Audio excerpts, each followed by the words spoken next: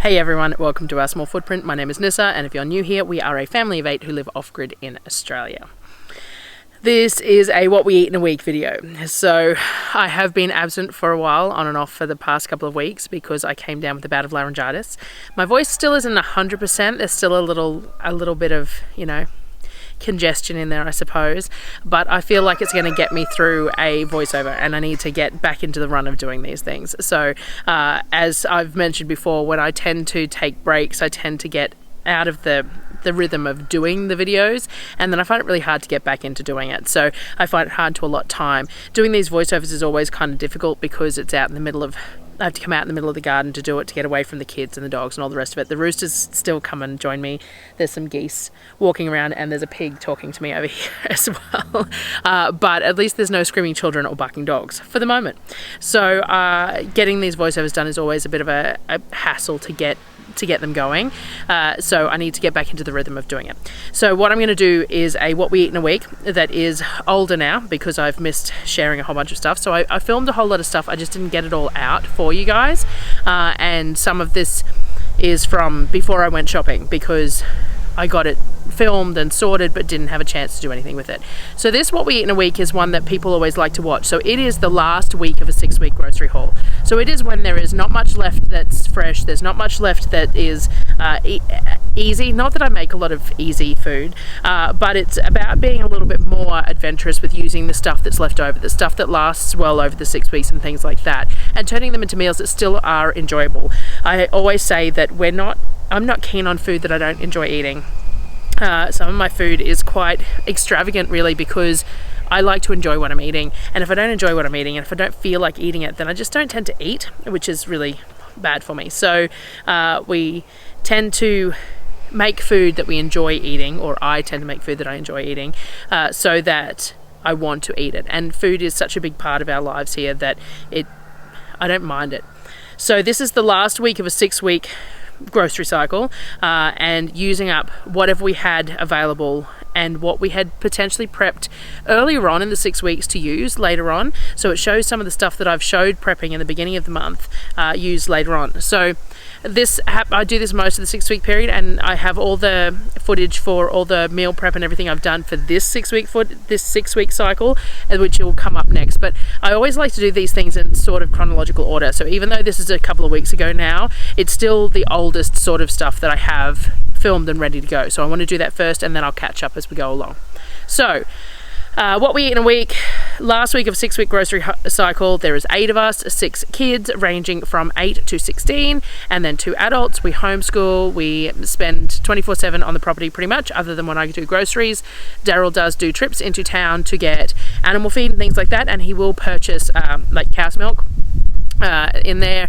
Maybe sometimes I run short on potatoes or carrots. You might grab a bag of potatoes or carrots, but we try not to buy too much in there because it's just too expensive. He does buy me chocolate. I must say, I don't buy myself chocolate when I do the grocery shopping, because it's a little bit of a luxury that I'm not real good at spending money on myself, but he has a tendency to buy it for me throughout the 6-week period, which is probably better, because then it's rationed out through the 6 weeks anyway.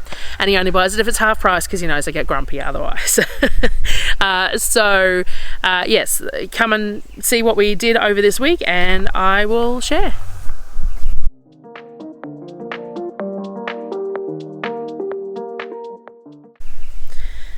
Alrighty, so the first day is 18th, the Thursday. For lunch we had leftover focaccia, so we'd had focaccia the day before. We'd actually had that with lasagna, and I do have a video showing how I made the entire sourdough pasta lasagna from scratch, the mince base, the pasta from scratch, the dairy-free cheese sauce and everything. I've put that all together, and I will share it if there's interest in that, because I do have it here to go.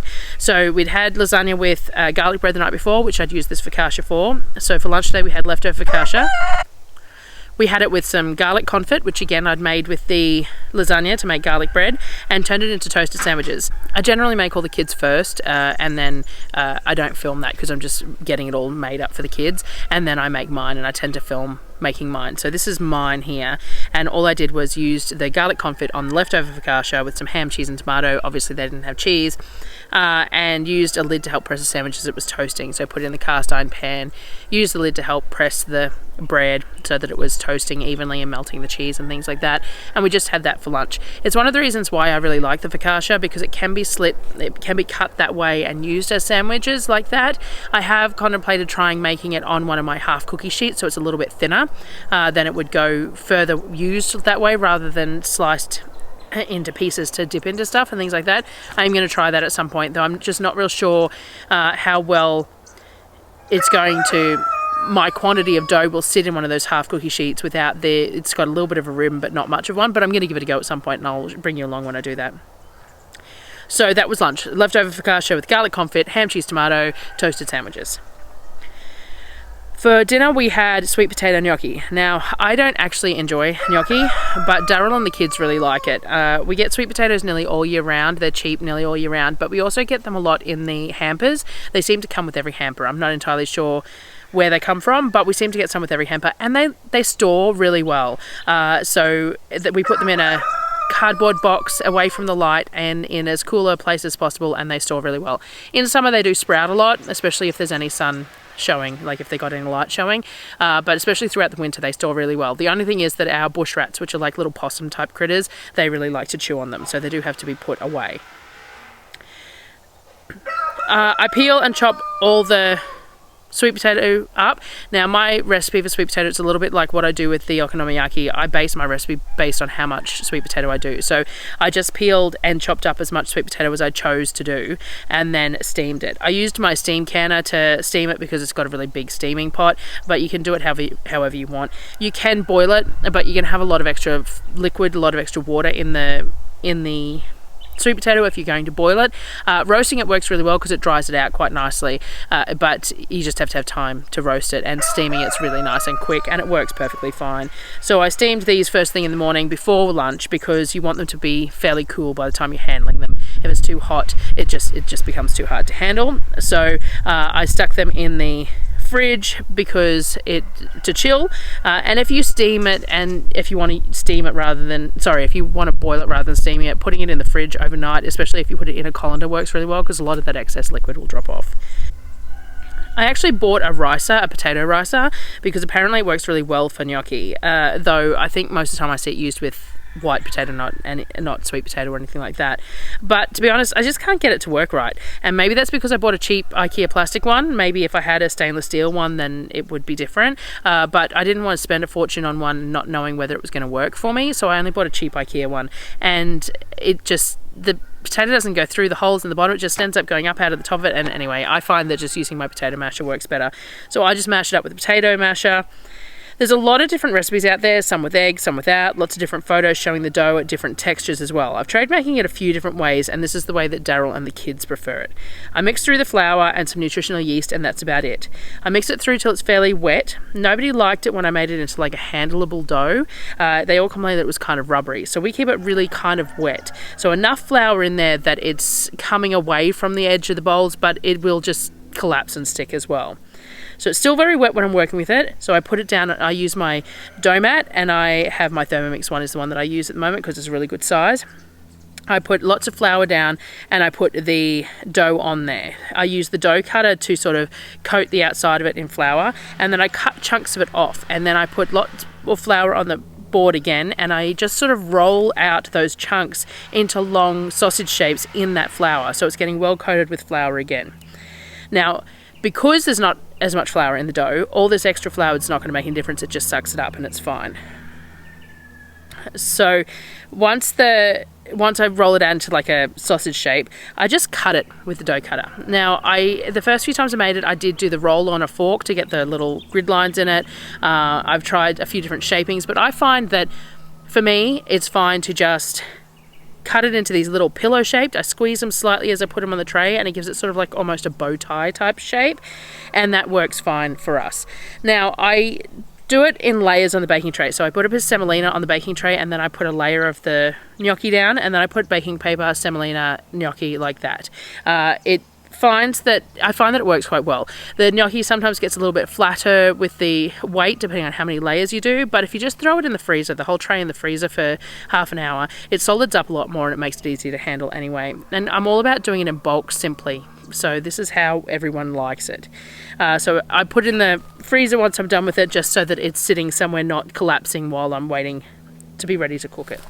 We also did apple pie that day. I don't know when I mixed up the pastry. I don't have it shown. I'm not sure. But it's my standard 400 gram flour, 110 grams of iced water, 60 grams of lard and 60 grams of olive oil. It would have been made in the morning or the day before and put in the fridge because that's what we do with pastry. And then I pulled it out a half an hour before I wanted to roll it out. So I don't have any footage of making it. I'm not sure when I did, but obviously I did because I made apple pie. I just roll the disc out roughly, so that 400 gram flour gives me a top and a bottom pie, or two bottoms if you're going to do topless pies. So I just roll the disc out roughly and line a pan, put a jar of my stewed apples off the shelf in there, and lay another layer of pastry on top, tucking in all the edges and putting a slit in the pastry topper for steam to escape.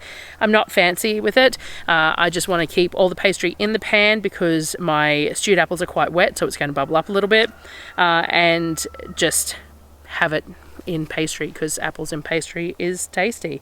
I used one of the new ceramic pans that Mum bought me for my birthday. These have gone into rotation a lot in my kitchen. They're working really well, these ceramic enameled cast iron pans. A couple of different sizes. They have just been great to add to the raw cast iron that I have as well. For the gnocchi, we serve it very simply. We bring water to the boil, then drop the gnocchi in there. Once the pieces float back up to the surface, they're cooked. So I try and wait till all of the pieces float, and that way it's all going to be cooked. You're not going to pull any sort of soggy pieces out of there.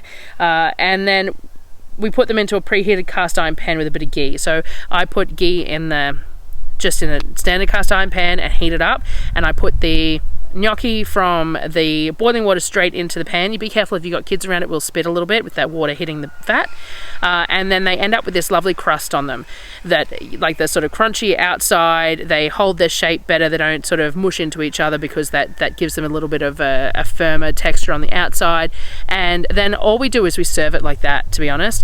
I have made sauces with it before and everything else, but they really just like it like this with a little bit of ghee and salt. That's it. So sweet potato gnocchi, it goes straight into their bowls, a little bit of ghee and a little bit of salt, and that's how they eat it. And as I said, this is how we prefer it because they preferred that texture, that soft, pillowy sort of a texture rather than any sort of a bite to it or any sort of rubberiness that turning it into an actual dough made, but it's going to be personal preference there.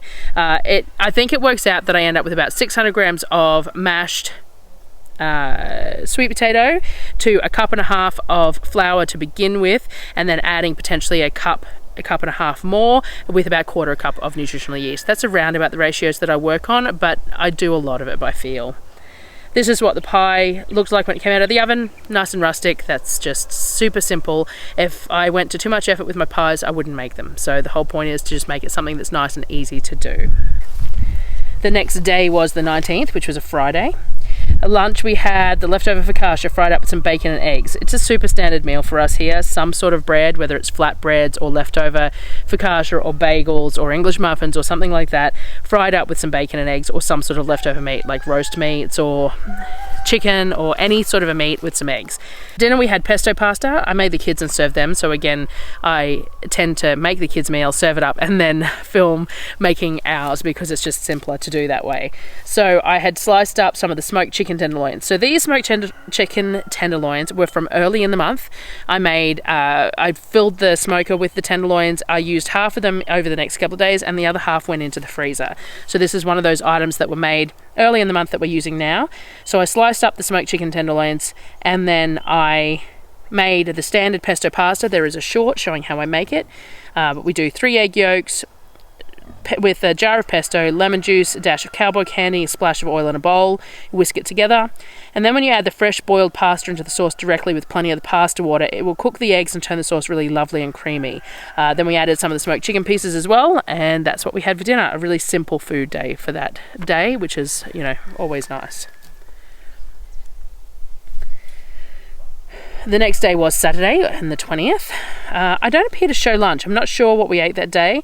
It's one of the things about doing the what we eat in a weeks at the end of the 6-week period too, is that because food becomes reliant on leftovers and things like that, there's not always a meal specifically prepared for a dish specifically prepared for a meal.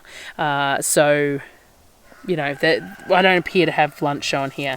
So I'm not sure what we ate. It probably would have been leftover smoked chicken. There would have been leftover pesto pasta potentially from the kids. There might have been some focaccia left. I'm really not sure. But lunch was sort of a serve yourself thing for that day.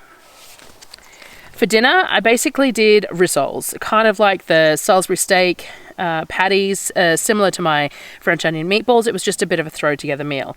It was using the beef mince that I'd minced earlier in the month. So when I minced all the beef trim earlier in the month, I froze lots in 1 kilo and 2 kilo packets so that I could use it later on in the month for other fresh meals. So that's what I'm doing here.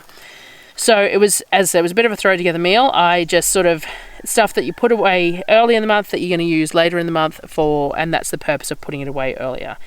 I mixed some breadcrumbs with some minced onion to hydrate them, added the beef mince and mixed it through, added a couple of eggs, some garlic and onion powder, a little bit of bouillon or vegeta. I added a little bit of plum barbecue sauce, which probably wasn't super necessary for this one because the mince was fairly fatty, so there was a fair bit of liquid in there as well.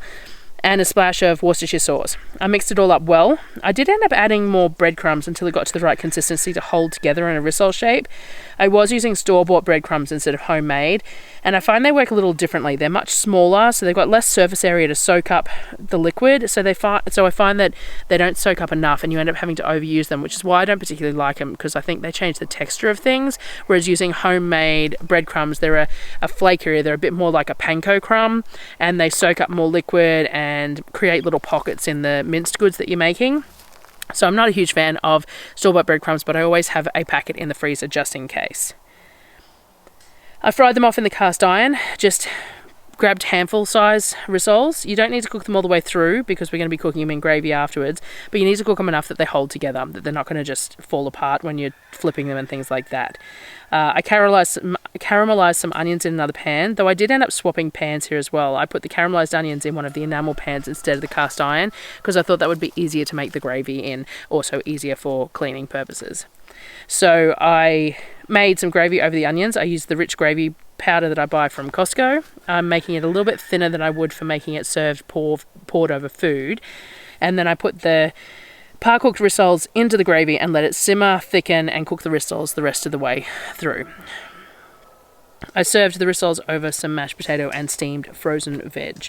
Very simple sort of a dish that uses the mince up. It's super tasty and is another way to use that mince that I've prepared earlier in the month and put in the freezer for later in the month. I actually don't have any footage for the 21st. I think there was plenty of leftovers and we had them in different ways for lunch and then dinner. The rissoles, there was surplus rissoles. I think I ended up with like 2 meals worth of rissoles out of the mince that I made up. But there was also some leftover from that had been cooked the night before. So I think we might have had leftovers for lunch and then I did something else with the rissoles for dinner that night too. It's not unusual for us to have the same meal a couple of nights running later in the month. I've lost a little bit of my, verve into making food by the end of the month and getting ready to go on the trip to buy the new food. So sometimes it gets a little bit repetitive towards that end of the month as well, especially if I'm using up what's in the freezer.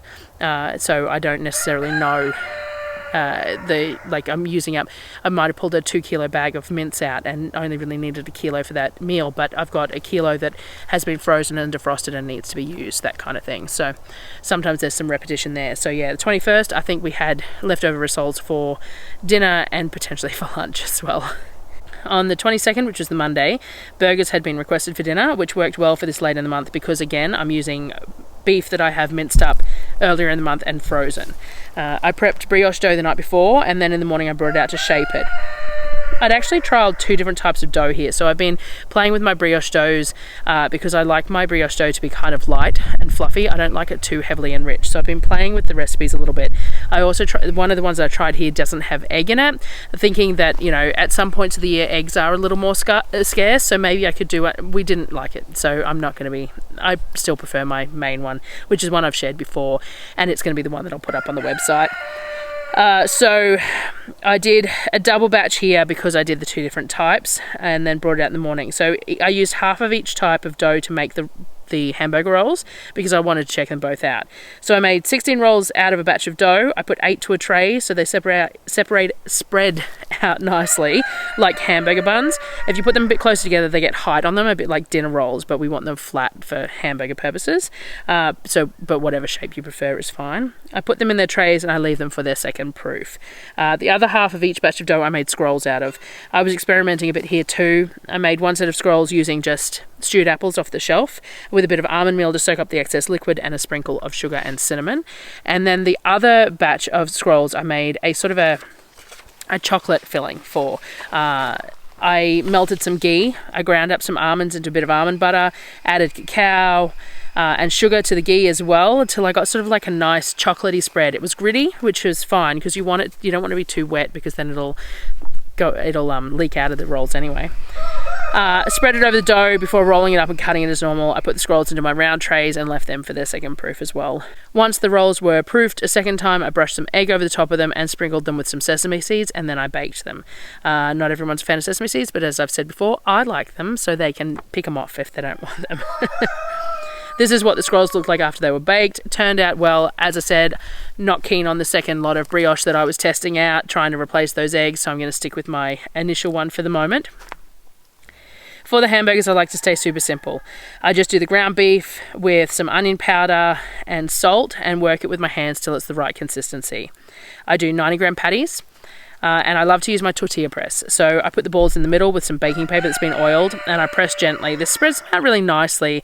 And then when I put them in the hot cast iron, they shrink to just the right size for our homemade buns.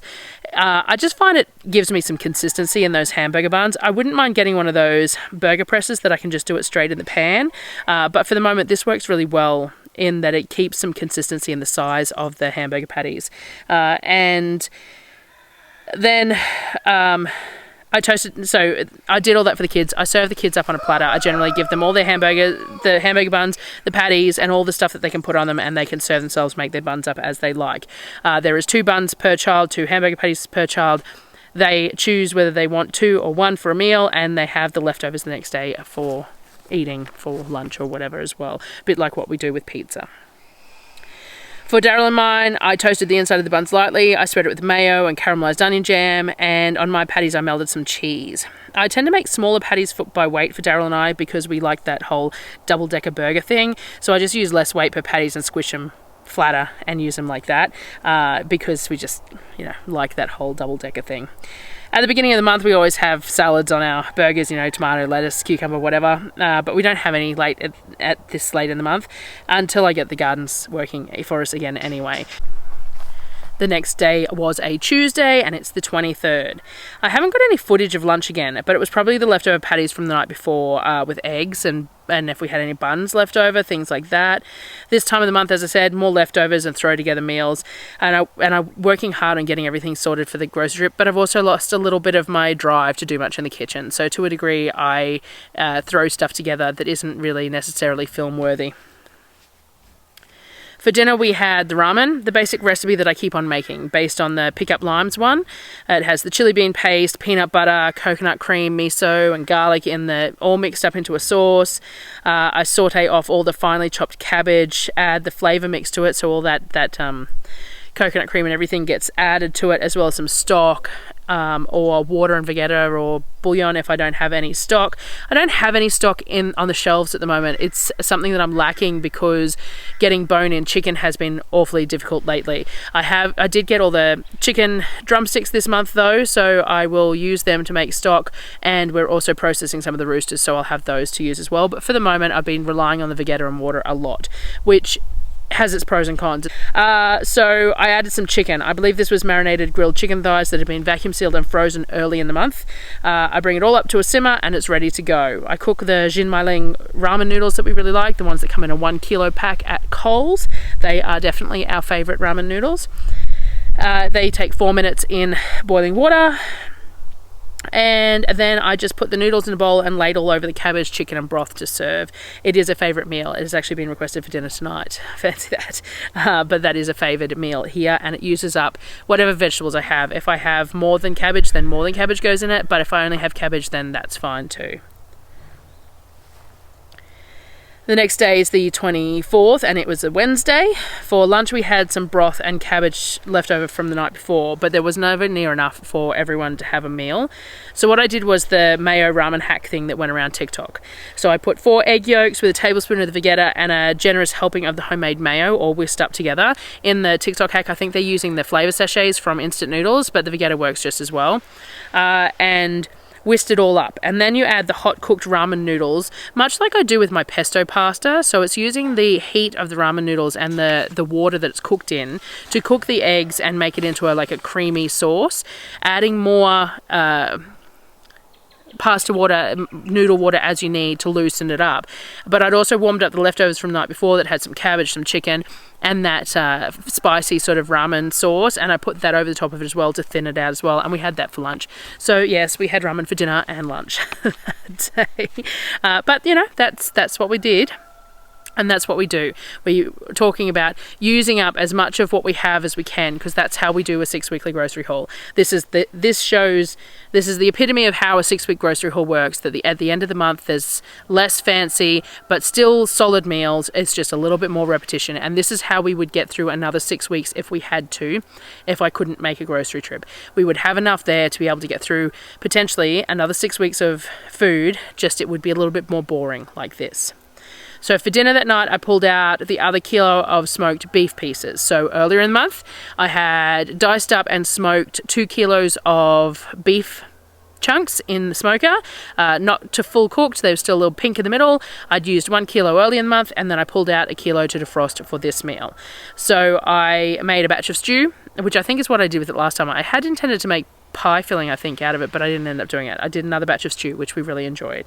I cook off the onions, add a generous amount of carrots, add the smoked beef, a little bit of water and Vegeta, and some Worcestershire sauce. And then I add a whole lot of diced potatoes as well, and let it cook on the stove for a couple of hours, letting some of those veggies break down and thicken it up.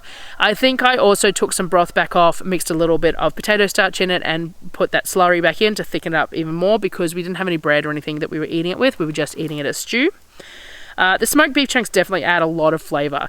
They are something that I will do regularly. Having the not just diced beef, but the smoked beef adds a whole other depth of flavour to this, and I really think it would be really nice in a pie filling. So I definitely have to give that a go at some point. But the stew was really good, and make the most of stews now while it's still cool, because we tend to want to eat them less in summer, though I don't know, I'm not much of one for seasonal, like not eating hot food in summer. We eat a lot of flatbreads and grilled meats in summer though, so I suppose, but if I felt like a stew, I'd make it. I don't know, anyway. Then the morning of the 25th, before I left, I made a Dutch baby pancake.